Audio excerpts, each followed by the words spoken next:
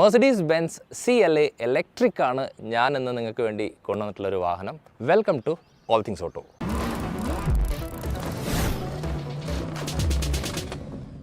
അപ്പോൾ ഇനി ഇതിൻ്റെ ഹെഡ് ലാംപ്സിൻ്റെ കേസ് നോക്കാം. ഡിജിറ്റൽ ലൈറ്റിംഗ് ആണ്. അപ്പോൾ മെർസിഡീസ് പറയുന്ന മൾട്ടി ബീം ഹെഡ് ലാംപ്സ് ആണ്.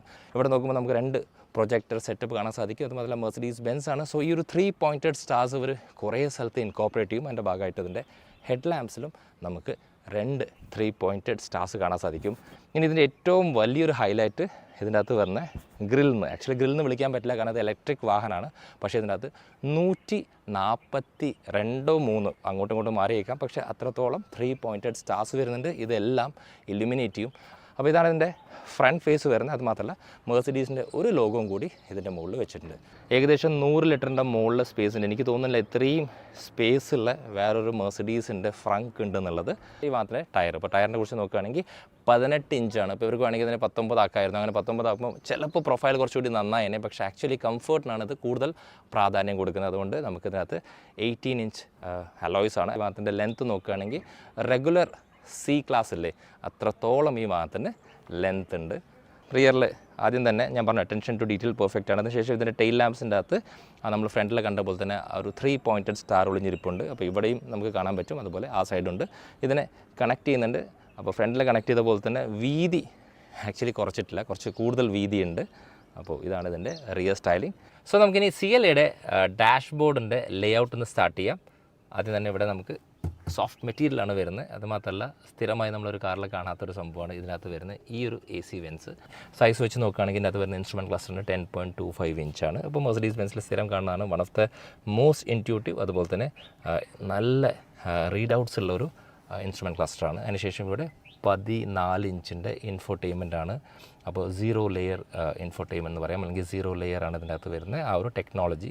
ഇനി സീറ്റിൻ്റെ കാര്യം നോക്കുകയാണെങ്കിൽ ഇതിനകത്ത് യൂസ് ചെയ്ത് അൽക്കൻടാരയാണ്. സ്പോർട്സ് സീറ്റാണ്. ഇതിൻ്റെ ഹെഡ് റെസ്റ്റൊക്കെ നമുക്കനുസരിച്ച് കൃത്യമായിട്ട് അഡാപ്റ്റ് ചെയ്യാൻ പറ്റും. ഇപ്പോൾ നോർമലി എല്ലാ മെർസിഡീസ് ബെൻസ് പോലെ ഫൈനസ്റ്റ് മെറ്റീരിയലാണ് യൂസ് ചെയ്തിട്ടുള്ളത്. അതുപോലെ മോസ്റ്റ് കംഫർട്ടബിൾ സീറ്റാണ് വിത്ത് എ തൈ എക്സ്റ്റെൻഡർ. ഇതാണ് മെർസിഡീസിൽ എനിക്ക് ഏറ്റവും ഇഷ്ടപ്പെട്ട സാധനം.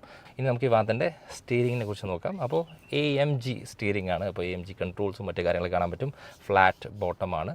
അപ്പോൾ ഇതാണ് മെർസിഡീസ് ബെൻസ് CLAയുടെ ഫസ്റ്റ് റോ.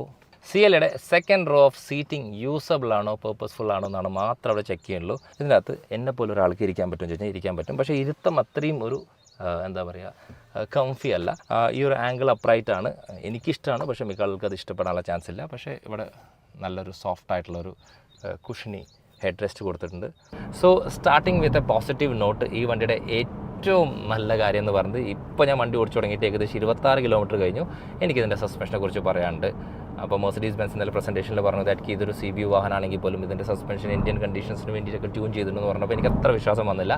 അൺലെസ് അൺടിൽ ഞാൻ ഈ വണ്ടി ഓടിച്ചു തുടങ്ങിയപ്പോൾ മുതൽ ഒരു രക്ഷയില്ല.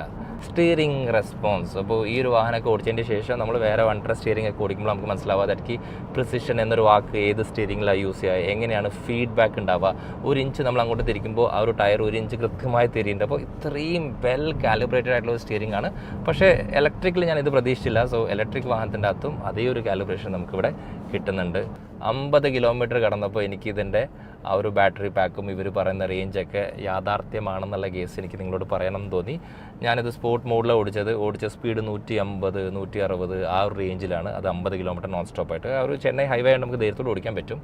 അങ്ങനെ ഓടിച്ചിട്ടും എനിക്കിപ്പോൾ 511 കിലോമീറ്റർ പോകാനുള്ള ആക്ച്വലി ചാർജ് അല്ലെങ്കിൽ പറഞ്ഞ കിലോമീറ്റർ ബാലൻസ് ഉണ്ട്. ചാർജ് നോക്കുകയാണെങ്കിൽ നമുക്ക് 81% ഉണ്ട്.